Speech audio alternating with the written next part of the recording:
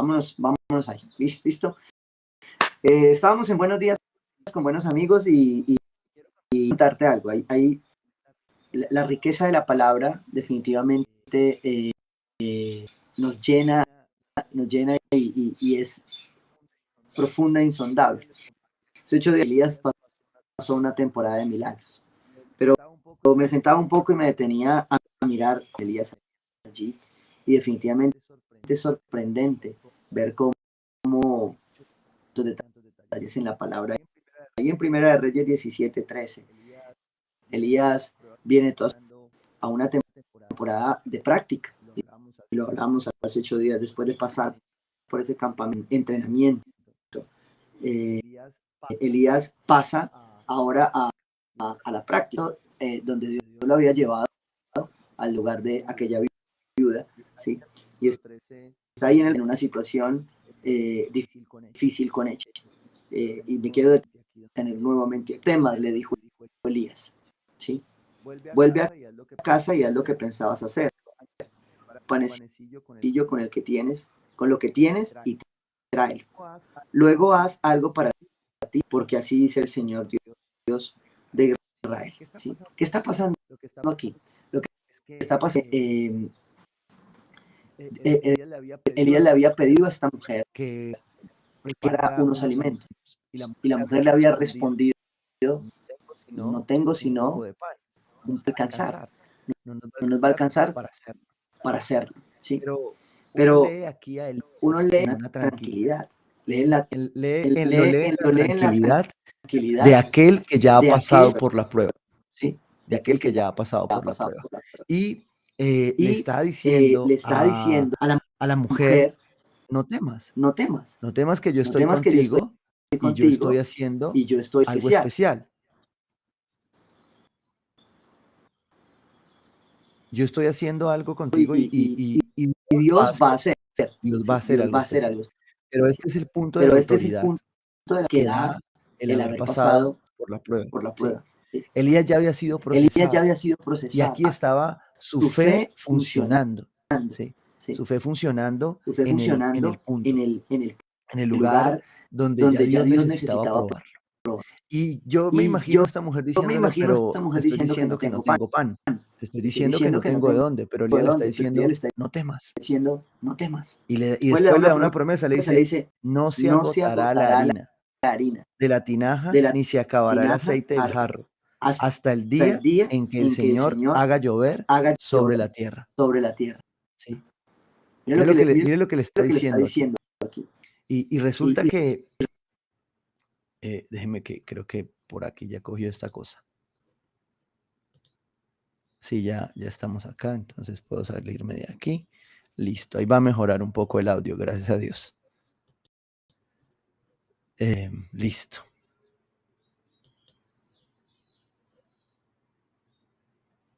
Listo, ahora sí. Bueno, ahora sí creo que me van a poder escuchar mucho mejor. Creo que es el Espíritu Santo. Es el mejor técnico. Bueno, ahorita sí vamos, entonces llegamos aquí en este punto.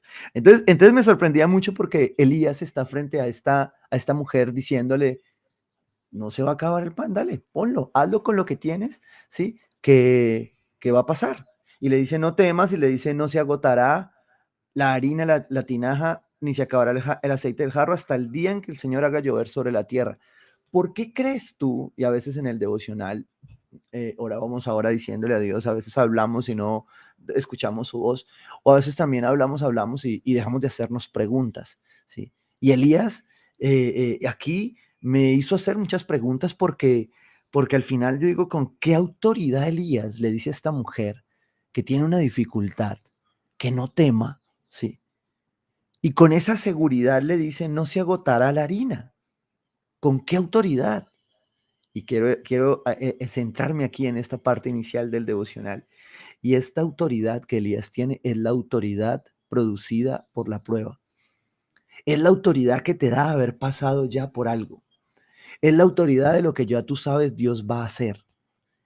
Y allí esa autoridad es la que le permite a él activar su fe para activar la fe de otros, ¿sí?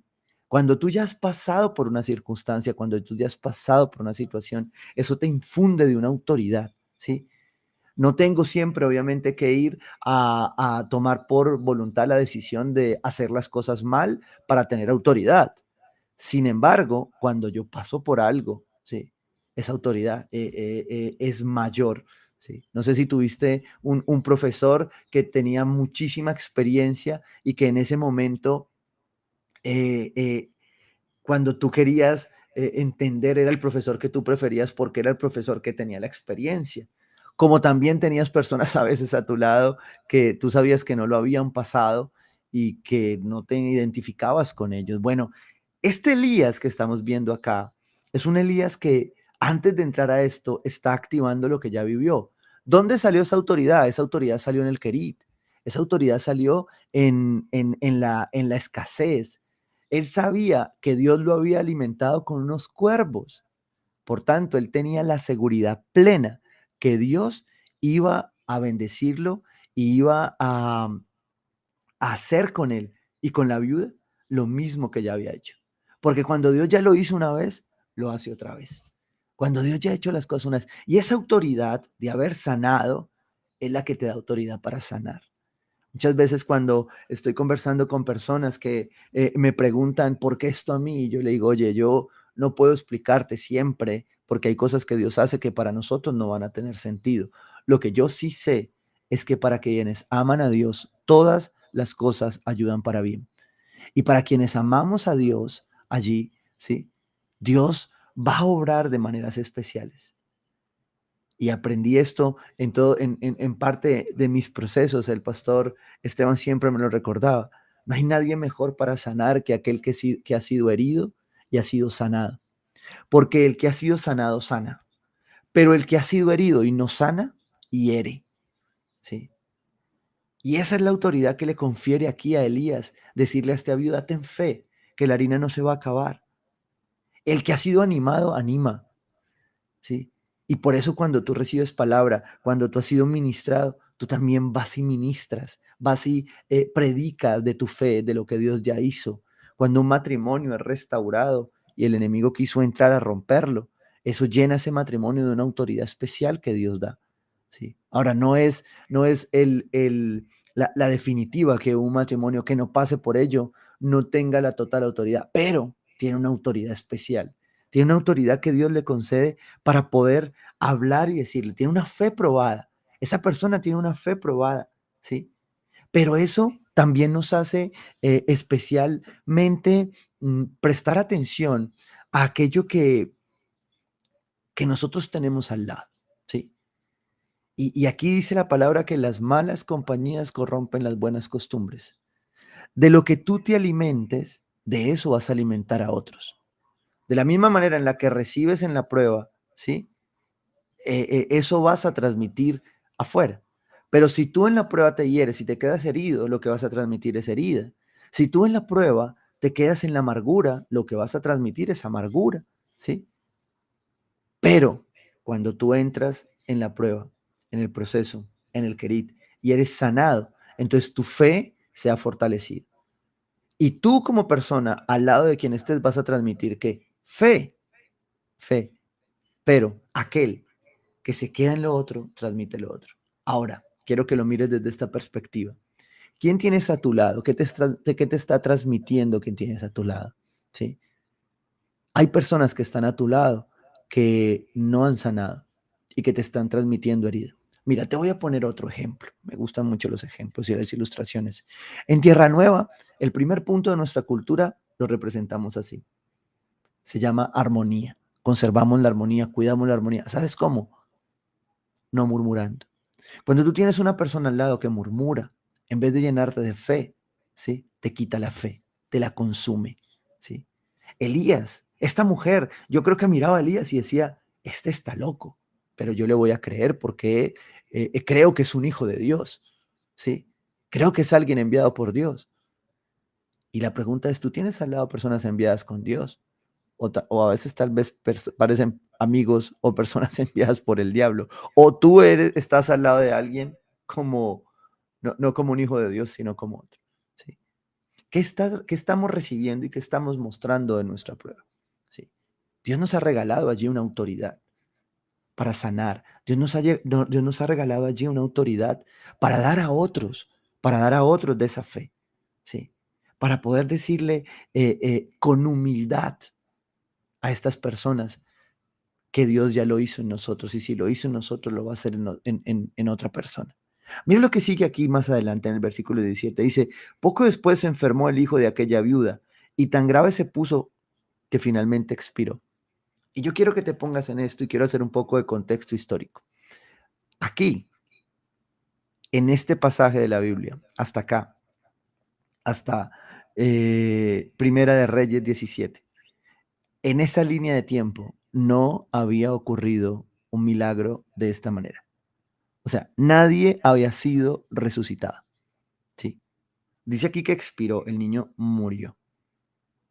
Y mira la reacción de la persona, de la mujer. Entonces ella le reclamó a Elías, le reclamó. Yo quiero que te pongas en la película. Esta mujer tiene a su hijo muerto y está haciendo un reclamo. Esto no es un reclamo sencillo. La mujer estaba angustiada, ¿sí? Yo imagino con rabia, impotencia, y dice, le reclamó a Elías, ¿por qué te entrometes, hombre de Dios? ¿Sí? El mismo que le había acabado de alentar en la fe sobre la provisión, era el mismo que ahora estaba ahí al lado viendo morir a su hijo, porque Dios lo había permitido. Dios había permitido que que el niño muriese, pero la mujer reclama con justa necesidad humana. Es mi hijo, ¿sí? Yo no tenía estos problemas y me metí de cristiano y ahora me pasa esto. Es lo que está diciendo la mujer.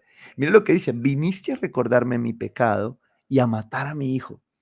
Y ahí emergen en los sentimientos de la mujer. Quiero ver los dos personajes acá un poco. Y emergen en los sentimientos de la mujer su dolor, su frustración, lo que hay adentro. Y dice, yo he pecado y por mi pecado mi hijo está muerto. Y le está haciendo este reclamo a Elías, ¿sí? Al que había acabado de animarla en la fe y de ver el milagro en los alimentos, ¿sí? Pero ¿qué hizo Elías? Elías no se detuvo y le dijo, cálmese vieja loca, que yo soy un hijo de Dios. Yo me imagino esa escena y pienso en cómo nosotros razonamos y le damos vueltas a nuestra mente.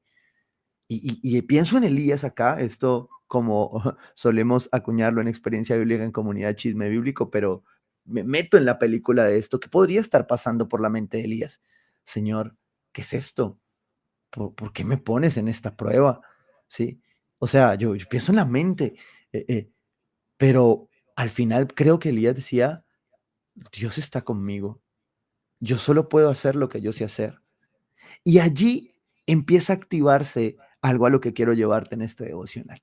Y es que había en el corazón de Elías, porque Elías había pasado la prueba. Si tú has pasado pruebas, si tú has sido procesado, tú estás en este punto. Es tiempo de que de tu corazón, de tu boca, de tu mente empiece a salir lo que Dios ya forjó en la prueba. En este caso, en el caso de Elías, ¿sí? Se muestra su benignidad, su bondad, su humildad. ¿Sabes qué responde Elías ante una mujer angustiada, gritando como loca, insultándolo más o menos? ¿Sabes qué responde? Dice, dame a tu hijo, contestó Elías. Elías no se puso a hacerle preguntas, ni a decirle, Dios va a estar contigo, Dios cree en Dios. Elías le dijo, dame a tu hijo, dame tu muerto, dame lo que ni tú ni yo sabemos Dios va a hacer, porque esto no se ha visto jamás. Dios hasta allí no había hecho. Lo más cercano había sido Enoc, que había sido raptado. Pero un resucitado no había habido hasta allí. Un resucitado no había salido hasta allí. Un resucitado no había aparecido aquí en esta lista. Y resulta que Elías estaba precisamente viendo esto. Y le dice, dame ese hijo con toda la humildad. Sí. Y miren lo que hace, miren las acciones que hace, que aquí es donde lo que te decía al principio de este devocional, la palabra tiene tanta carne que cuando tú te vas deteniendo, te vas deteniendo, te vas deteniendo, vas encontrando tantas perlas que definitivamente es de Dios. Y arrebatándoselo del regazo, la mujer estaba asustada. Y él con bondad y humildad le dice, dame tu hijo, la ve preocupada, se lo quita, se lo arrebata. Y dice, Elías lo llevó al cuarto de arriba, donde estaba alojado. Y aquí quiero que empieces a pensar conmigo, a hacer zoom bíblico, ¿sí? Y es, la llevó al cuarto de arriba donde estaba alojado. Elías se estaba quedando allí. ¿Qué crees tú que Elías hacía en este cuarto? ¿Por qué se lo lleva al cuarto? ¿Por qué no empieza a orar ahí? ¿Sí? ¿Sabes por qué? Trato de entenderlo y de hacer un poco el zoom de lo que podía estar pensando Elías. Este era su cuarto de guerra. Este era su cuarto de fuego. Este era su cuarto donde Dios lo estaba llevando posterior a la prueba. Usted va a leer después este pasaje bíblico y va a encontrar a qué va Elías. Pero usted también va a ver lo que Elías va a seguir haciendo. Y usted tiene que entender que estas cosas de la fe, de fe no se hacen sin tener un cuarto de guerra, sin tener un lugar de intimidad con Dios. Yo no sé cuál sea el tuyo. Muchas personas hacen a través de este ejemplo tener un lugar, un cuartico de oración, ¿sí? Para muchos es su comedor, para muchos es su cama, su cuarto, ¿sí? Pero todos debemos tener un lugar donde hemos perfumado el espacio, hemos limpiado el espacio, hemos colocado muchas veces ese lugar en nuestras iglesias está, pero tú debes tener un lugar también íntimo donde orar con Dios, donde sentarte a meditar, donde sentarte a hacerle algunas preguntas a Dios, ¿sí? De cómo Dios va a orar. Y por eso me llamó mucho la atención esta escena. Elías arrebata al niño y se va arriba a su lugar seguro, al lugar donde él y Dios, él se derramaba con Dios, al lugar donde Dios le respondía, ¿sí? Y dice, lo acostó en su propia cama. Yo creo que Elías oraba en su cama, se arrodillaba, oraba, o incluso levantándose oraba, y ahí clamaba al Señor. Dice que lo acuesta en la cama. Entonces clamó al Señor. Elías no había hecho esto nunca. Dice, entonces clamó al Señor y le hace también un reclamo. También a esta viuda que me ha dado alojamiento, la hace sufrir matándole a su hijo. Escucha esta pregunta que tiene toda la conexión con la prueba. ¿Sí? Es aquí donde uno le dice, Señor, otra vez. Y esta persona que no tiene nada que ver, otra vez, Señor. Yo ya pasé la prueba. ¿Sí? Yo ya sé cómo actúas tú. Y yo sé que a veces tú nos pones en estas pruebas, nos pones en estas situaciones. Esa es la pregunta de Elías acá. ¿Pero dónde? En el lugar íntimo. Ahí no dice qué más pasó con la mujer hasta esta parte, pero él se había llevado al niño, ¿sí? Y luego dice, luego se tendió 3 veces sobre el muchacho y clamó. Piensa en esto. Tienes una necesidad que no se ha visto cómo resolver, porque hay una situación que nos puede pasar a nosotros como pueblo de Dios, y es que nosotros hemos visto soluciones. Elías no tenía una Biblia que relatara este tipo de milagros, ¿sí? Es decir, su clamor era creativo porque no tenía referencia de cómo clamar. Muchas personas asumen las referencias bíblicas para orar específicamente de esa manera. Por ejemplo, en situaciones de estas situaciones, una persona puede querer acostarse encima de otra porque la está viendo morir, ¿sí? Y tiene una referencia. Elías no tenía una referencia, él fue el primero que oró de esta manera. ¿Por qué oró de esta manera? Porque en su intimidad Dios se lo reveló, ¿sí? Porque él ya había sido probado. Pero no hay más relatos de que se haga de esta manera. ¿Por qué? Porque Dios, cuando va a orar, cuando va a usar una persona, de la misma creatividad que Él tiene para meterlo en la prueba, es la misma creatividad que Él tiene para sacarla de ella. ¿Sí? Dios es creativo tanto para colocarnos a nosotros a veces en la prueba, pero también para sacarnos de ella. Y la solución no va a ser siempre la misma. Y aquí lo que me está dejando ver Elías es que una persona que ha sido probada, pues sencillamente se vuelve intimidad, se vuelve oración. Y ahí en oración, en su relación con Dios, Dios le va a dar la forma de salir. Algunas personas, por ejemplo, toman como referencia la derribada del muro de Jericó y por algunas situaciones van a dar las 7 vueltas, ¿sí? Y yo no tengo nada en contra de ello. Lo que yo sí creo es que Dios es un Dios creativo y es un Dios que aquellos que ha sido probado los va a usar de esta manera, ¿sí? Pero que lo práctico, lo que ya aprendimos a hacer, ¿sí? En la prueba, es lo que nos va a levantar en la siguiente circunstancia, ¿sí? Es decir, tú ya pasaste un examen. Después, cuando venga la prueba, tú sencillamente ya sabes qué hacer en ese examen. Puede que la forma cambie, puede que con la creatividad de Dios te lleve a hacer de una manera el milagro diferente, pero el clamor, lo que Elías había construido en su cuarto de oración, en la prueba, era lo que hoy lo estaba haciendo ejecutar esta respuesta de esta manera. Dice, luego se tendió 3 veces sobre el muchacho y clamó, Señor Dios mío, devuélvele la vida a este muchacho. Ah, esto me encanta. ¿Sabes por qué? Porque cuando tú ya has pasado la prueba, tú te vuelves práctico, ¿sí? Ya no le das tanto alimento a la emoción, ¿sí? Al alma, a lo que sientes, sino que sabes, Dios ya lo hizo así, Dios, yo ya sé que se hace así. Señor, necesito esto, práctico, sin rollos. No, no llegó aquí diciendo, oh Señor, grande y poderoso. Ya sé que eres grande y poderoso, Señor. Estoy en esta necesidad, necesito tu clamor. He puesto este ejemplo muchas veces del náufrago. Tú estás naufragando y ves que va pasando un barco que va a salvarte. Tú no te pones a orar y a decir, queridos amigos, si me quieren salvar. No, tú dices, sálvenme. Elías estaba aquí ya. Cuando la prueba te equipa, cuando la prueba te forma tu carácter, entonces, ¿sí? Tú te vuelves práctico. Señor, mi Dios personal. Él está en su lugar personal. Cuando tú en la prueba haces un Dios personal, siempre, siempre vas a tener respuesta de Él.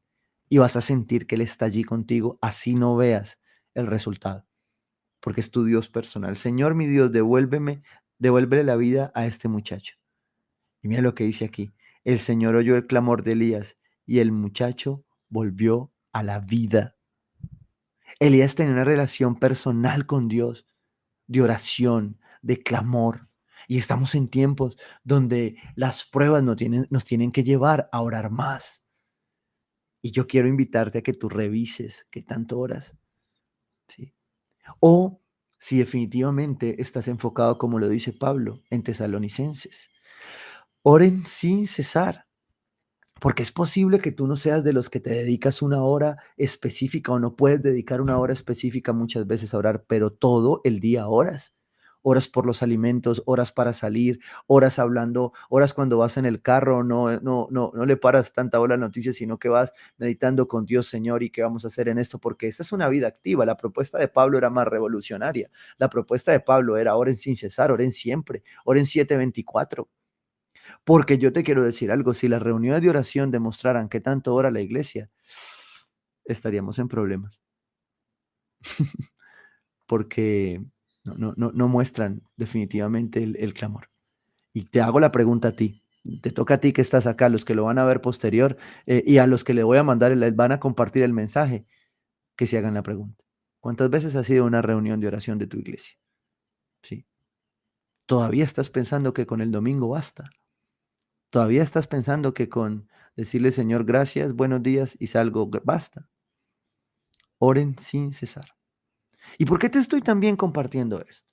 Porque cuando yo veo a Elías acá, veo la respuesta, veo el trato, veo que la prueba ha formado algo en Elías. Mire cómo termina un poco esta historia. Elías tomó al muchacho y lo llevó de su cuarto a la planta baja. Se lo entregó a su madre y le dijo, tu hijo vive, aquí lo tienes. Escucha esto, la mamá se había quedado abajo, ¿sí? Él se fue a su lugar íntimo a hacer esto, ¿sí? Y aquí viene con esto y le dice, ya resucité a tu hijo. No, no, no. ¿Saben por qué? Porque el mismo hombre que había aprendido la bondad para decirle, dame a tu hijo, coloca el alimento que yo ya vi a Dios haciendo eso. Esto no lo había visto, pero cree, dame a tu hijo. Tu hijo vive y aquí lo tienes. ¿Qué era lo importante acá? Lo que Dios había hecho. ¿Sí? Elías no estaba diciendo, yo fui el teso, yo le sirvo al Señor, yo soy el siervo fiel. Dios lo hizo. ¿Sí? Dios lo hizo. A veces nosotros, y hay personas que a veces se preocupan mucho por cómo Dios los usa. Y yo creo que la prueba nos debe convertir en hombres y mujeres humildes que nos llevan a entender cada día más en oración, en intimidad. Una persona de intimidad entiende que Dios siempre lo hace.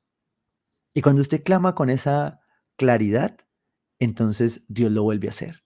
Dios lo sigue haciendo, ¿sí? Y lo que esto me deja ver allí es un hombre que había sido transformado en la prueba y de su boca, de su corazón, de sus acciones estaba saliendo lo que Dios había hecho, lo que Dios había tratado. Dice, entonces la mujer le dijo a Elías, ahora sé que eres un hombre de Dios y que lo que sale de tu boca es realmente palabra del Señor. ¿Qué características hacían que esta mujer viera a Elías como el hombre de Dios? Las características formadas en la prueba. Como tú salgas de la prueba, otras personas van a ver a Dios. Y Pablo tiene una hermosa forma de confirmar aquello que el Señor dice cuando dice que por nuestros frutos nos conocerán. ¿Sí? ¿Cuáles frutos? ¿Cuál fruto? El fruto del Espíritu. Y la pregunta es hoy te conocen más por el fruto del Espíritu. Hoy te conocen más por lo que Dios ya empezó a hacer en tu vida. ¿Sí? O solo te están conociendo por el cambio externo, porque ya no fumas, ya vas a la iglesia, ya no dices tantas groserías, ya no vas a X lugares, y entonces te volviste cristiano. O te están conociendo por lo que Dios forjó en la prueba en tu corazón. ¿Por qué? Dice Pablo en Gálatas 5:22. En cambio, el fruto del Espíritu, que solo se forma en el clamor, que solo se forma en intimidad, que solo se forma al fuego, que solo se forma buscando a Dios, que solo se forma leyendo su palabra, que solo se forma meditando en la palabra de Dios, que solo se forma teniendo tiempos de intimidad y de comunión con Dios. Todos quieren el fruto del Espíritu, pero nadie se quiere esforzar para hacerlo. Todos quieren vivir y reflejar el fruto del Espíritu, pero ninguno quiere orar. Todos queremos que en la prueba la pasemos más fácil, Señor, porque esto a mí, pero no estoy clamando, no estoy orando. Las armas con las que luchamos nuestras batallas no son de este mundo, sino que tienen el poder divino de derribar fortalezas. Pero nosotros a veces queremos seguir colocando en el hombre, en autoridades civiles, lo que el Espíritu Santo está demandando de nosotros. Y es que si tú y yo decidimos vivir una vida en el Espíritu, esto es lo que debe reflejar nuestra vida. Y esto es lo que Elías me deja ver acá, en pruebas, en milagros. Dice, en cambio el fruto del Espíritu es amor, alegría, paz, paciencia, amabilidad, bondad, fidelidad, humildad y dominio propio, el sello del fruto. Y yo quiero que tú hoy tomes Gálatas 5:22 a la luz del ejemplo de Elías y te preguntes cómo estás en cada uno. Porque a través de cómo estás en cada uno, ¿sabes algo? Otros van a ver milagros. Cuando tú te comportas con amor, cuando tú te comportas con alegría en los lugares, tú vas a llevar esto. ¿Por qué? Porque tú un día lo viviste en la prueba y aprendiste a alegrarte aunque las cosas no iban bien. Aprendiste a contentarte, aprendiste a tener paciencia con aquellos que no ameritan que la tengamos. ¿Sí? Aprendiste a tener paz sobrepasando todo entendimiento. Aprendiste de la bondad, de lo que es tener paciencia con el hermano, bendecirlo, dar más. Aprendí de la fidelidad, de ser leal a Dios, a mi familia, a la iglesia. Aprendí de la humildad, ¿sí? Aprendí de aquel que se hizo menos hasta la muerte y muerte de cruz, dice Pablo en Filipenses. Y aprendí a tener el dominio propio que solo el Espíritu Santo me da. Pero tú quieres tener dominio propio, pero no quieres orar. Tú quieres tener dominio propio, pero no te quieres arrodillar. Tú quieres tener dominio propio, pero el ayuno te cuesta. Quieres tener dominio propio, ayuna. Todas las armas espirituales suman, pero en la prueba yo aprendo a usarlas. Y si tú estás batallando con el dominio propio, ayuna, ayuna, muere a ti, muere a lo que te gusta, muere a ir donde quieres ir, pero no debes ir. Y contrario a eso, vete al lugar donde sí debes ir. Vete a alabar, vete a adorar. Métete en una comunión donde los hermanos te alimenten, pero no te quedes solo, porque Dios te alimentó en la prueba para que tú alimentes a otros en la prueba. ¿Sí? Nuestros malos deseos, trataba aquí de resumirlos, son perversos, destructivos, opresivos y posesivos, difíciles de reprimir, egocéntricos, decadentes, pecaminosos, mortales. Léelo ahí en Gálatas 5 como la naturaleza pecaminosa. Las obras de la naturaleza pecaminosa se conocen bien. Los que practican tales cosas no heredarán el reino de Dios. Pero contrario a esto, el fruto del Espíritu, todo esto que te mencioné ahora, es generoso con los demás, es bueno, es productivo. ¿Tienes a alguien improductivo en tu vida? Bendícelo, que Dios lo bendiga, pero que no te quite tiempo. Fáciles de encender, fácil de reprimir, liberador y considerado, edificante, santo, de bendición, ¿sí? Pero esto solo se consigue saliendo de la prueba y entendiendo de la prueba el proceso, porque Dios quiere seguir haciendo milagros de provisión. Dios quiere seguir resucitando áreas de tu vida que deben ser resucitadas hoy, pero requieren también de ti, requieren también que tú lo hagas, ¿sí? ¿Sabes qué termino en esta conclusión y con este pasaje? Quiero dártelo como una promesa de vida personal que está en Isaías 26, 3, 4. Cuando termino de ver la vida de Elías en este suceso, en esta acción de la viuda de Sarepta, veo que la prueba había formado un carácter, ¿sí? Ya Elías no vivía por su temperamento, que ya de por sí era fuerte, ¿sí? Sufría mucho con poder hacerlo exacto y como él creía, pero Dios lo lleva a la prueba de depender de él para formarlo. Y de aquí se empieza a evidenciar este fruto. ¿Y este fruto qué es? Carácter. Y la palabra dice en Isaías 26:3, tres cosas importantes. Una, al de carácter firme lo guardarás, ¿sí? Si tú tienes un carácter firme que está reflejando el fruto del Espíritu Santo en otros, Dios te guarda. Al de carácter firme lo guardarás, ¿sí?